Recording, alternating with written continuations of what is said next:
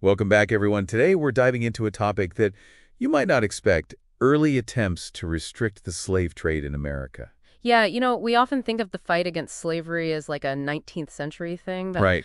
but our deep dive today, it's based on an academic text all about the suppression of the slave trade. And Yeah, it actually reveals a much earlier story. It's way more complex than what we think. way more complex. And what's interesting is these attempts, even going all the way back to like the 16 and 1700s, Yeah. they weren't always completely driven by pure moral opposition to slavery. Absolutely. It's fascinating, right? Like these attempts, they were really driven by like this whole web of motivations. All We're right. talking economic concerns and even fear of slave revolts. Yeah, These things led some colonists and some early Americans to really start questioning the slave trade. that's right. And so think about this. Okay. In the late 1600s and early 1700s, Okay. roughly 25,000 enslaved Africans were brought to America annually. 25,000. 25. Wow. And that number actually jumped to about 30,000 Oh, wow. per year after the Royal African Company lost its monopoly on the trade. And that's a staggering number to think about. Yeah. And the dissolution of the Royal African Company, while that sounds like it could have been a positive thing, Right. it's really a prime example of how economics could really intensify the slave trade. Yeah. So the company, they were struggling financially, Yeah. and opening up that trade to more merchants, it was seen as a solution to that problem. Right. But it didn't lessen the brutality of the slave trade whatsoever. Not at all. I mean, the shift, ultimately, it was all about profit. Yeah. And it led to a huge increase in the number of enslaved Africans who were transported to America. Right. It just shows how economic factors a lot of times would trump moral concerns. So we see right away that money played this huge role in shaping attitudes toward the slave trade. Yeah. But our source also reveals a lot of variation in how individual colonies Right. approached trying to restrict the slave trade. Each Mhm. colony had its own thing. unique circumstances, and concerns. Yeah, absolutely. Take Georgia, for instance. They initially banned slavery Really? altogether. Yeah. Wow. It was driven by this fear of slave revolts and also a desire to attract white settlers. Interesting. Their vision for the colony relied on a very different kind of labor force. I see. So then South Carolina, on the other hand, they had a way more Oh, yeah, it was so much more conflicted relationship with Yeah. the slave trade. Absolutely. So they went back and forth on the issue, Right. at times trying to limit it Yes. because they were afraid of a large population. Yeah, exactly. But, their economy was heavily reliant on slave labor, which made it really difficult to Yeah. to put any lasting restrictions in place. It was this constant back and forth. Push and pull. Yeah, between economic dependence on slavery Yeah. and this anxiety about the potential dangers. And then you have Pennsylvania, which really stands out for having this much stronger Yes. moral opposition to slavery, Way stronger. largely because of the Quakers. The Quakers. Yeah, and the 1688 Germantown Quaker petition. Yeah, It's such a powerful example. it is. Yeah. It's one of the earliest recorded protests against slavery in America. And it's incredible because the petition, it doesn't just denounce slavery just on moral grounds, Yeah. but it actually calls for its abolition based on the Wow. principles of equality and human dignity. So progressive for the time. Incredibly progressive. So as we can see, these early colonial restrictions Yeah, on the slave trade, it was such a mixed bag. total mixed bag. You've got economics, fear of rebellion, Uh-huh. and even genuine moral opposition all playing a role. All playing a part. It's really crucial to understand all these different motives Right. because it helps us understand what happens next, Yeah, which is an even more complex period, the American Revolution and its aftermath. right. That's where things get really interesting. It's interesting to think that, with the American Revolution, with its emphasis on liberty and equality, Yeah, you would think that would have led to you'd think. immediate abolition of slavery. Yeah, you would think it would have been like a turning point. Right. But as our source makes clear, the reality was far more complicated. Yeah. So while the revolution did disrupt the slave trade, it quickly resumed afterward. It's almost unbelievable to think that a nation I know. founded on these ideals of freedom Right. could simultaneously perpetuate such a system. It really speaks to the power of ingrained economic systems and how deeply entrenched slavery was in certain regions. Yeah. The Continental Congress, they did issue a resolution during the war Okay. against importing enslaved people. But was that really Yeah, was it really? motivated by a commitment to actually abolishing slavery? Well, it's debatable.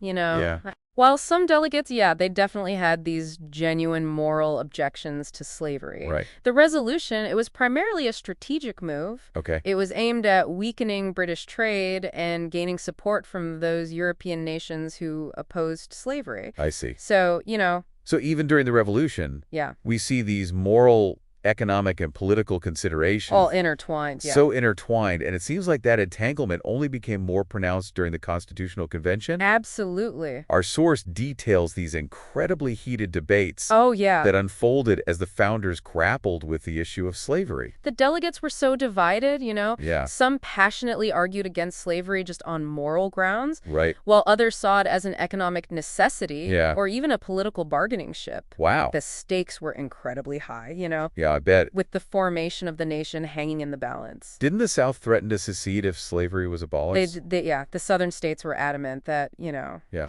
that the continuation of slavery was non-negotiable. Right. They saw it as essential to their economy and their way of life. Right. And this ultimately led to a compromise, allowing the slave trade to continue for another 20 years. That's a long time to delay addressing such a fundamental It is. issue of human rights. It is a long time. But, you know, some genuinely believed that slavery was already on its way out. Okay. They thought a 20-year window wouldn't really matter in the long run. Were there no voices warning about the potential for slavery to, like, Oh, there were expand? dissenting voices, but they were largely drowned out. I see. And remembered the future of cotton and its impact on the institution of slavery. Right. It wasn't fully understood at that point. It's a reminder that, historical context Oh, yeah. is everything. And speaking of context, the Haitian Revolution, which is happening around this same time, Right. throws another wrench into this whole thing. Absolutely. The Haitian Revolution, with its successful slave revolt, Right. it had a seismic impact on American attitudes toward slavery. Can you imagine the fear I know. it must have instilled in those Southern slaveholders? Oh, absolutely. Seeing a neighboring nation overthrow its oppressors. Yeah, it must have had a significant impact on the debate surrounding slavery. Oh, I'm sure it did. Yeah, it did, fearful of similar uprisings, several states, particularly in the South, they took action. Okay. So between 1787 and 1806, they enacted laws either prohibiting or severely restricting the slave trade. Wow. But, this wasn't driven by a sudden surge of moral conscience. Right. It was driven by a very real fear of violent rebellion. Wow. So even though the Constitution Right. allowed the slave trade to continue, individual states Right. were taking steps to curtail it? Exactly. So what was happening at the national level during this time? Yeah, what was going on? Well, the debate raged on in Congress. Okay. Some lawmakers, they proposed taxing imported slaves Okay. as a way to discourage the trade, Right. while abolitionist societies like the Quakers Yeah. continued to petition for stronger action. Right. So it was this period of intense back and forth. Yeah. Momentum would build, and then it would be met with resistance. So it sounds like even with the Haitian Revolution kind of shaking things up, Yeah. the nation was still very divided. Yeah, very much so. And then just when it seemed like progress was being made, Uh-oh. South Carolina made this shocking move. What did they do? In 1803, they repealed their state ban on the slave trade. Why would they do that? Well, economics, pure and simple. Okay. And the demand for slave labor was exploding, Yeah. particularly with the rise of cotton. Right. And South Carolina saw an opportunity for immense profit. Wow. And, this decision was met with outrage from many. I bet. But it really underscored how powerful economic self-interest was. Yeah. And how it held over moral concerns. It's incredible how, even in the face of moral arguments I know. and the threat of rebellion, Yeah. economic considerations continued to just drive the perpetuation of the slave trade. It's a fascinating and troubling period. Yeah, how did the story eventually progress from this point? Well, the road to abolition was long and arduous, filled with countless more twists and turns. So it seemed like the path towards abolishing the slave trade Yeah. was far from straightforward. Definitely not a straight line, that's for sure. It seems like every step forward Yeah. was met with resistance and these setbacks. Yeah, and what's so striking is this constant tension Yeah. between moral impulses and economic realities. Right, You see individuals and even entire states right. grappling with the inherent evils of slavery, Yeah. yet often prioritizing profit or self-preservation. It's disheartening to see how It's- deeply entrenched Yeah, the system of slavery was, even in the face of right. such compelling arguments against it. Yeah, but Yeah. amidst all this turmoil, there were glimmers of hope.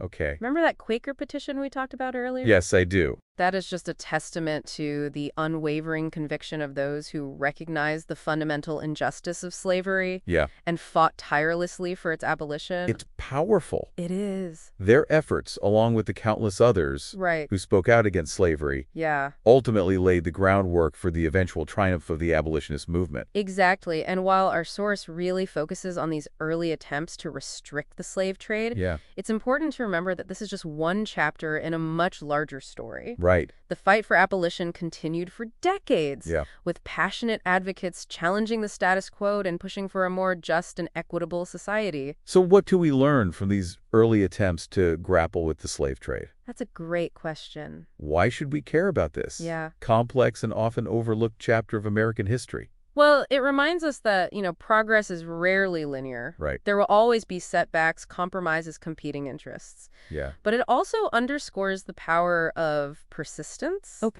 Standing up for what's right, Yeah. even when faced with seemingly insurmountable obstacles. It's a powerful reminder that change is possible, Absolutely. even when it seems so impossibly distant. It is. And, it's also a call to action for us today. We have to continue to confront injustice in all its forms, Right. recognizing that the struggle for equality is ongoing. Yeah. By studying the past, Yeah. we can learn from both the triumphs and the failures Right. and gain these valuable insights to guide us in our own time. That's a great point. Well, thank you so much for joining us on this deep dive Of course. into the complicated history of early attempts to restrict the slave trade. Absolutely. It's been a journey of discovery, It has. revealing both the darkness and the glimmers of hope that shaped this pivotal chapter in American history. Yeah. And hopefully it'll make everyone think a little bit more deeply Absolutely. about this period and its legacies. Well, we'll see you next time for another fascinating exploration.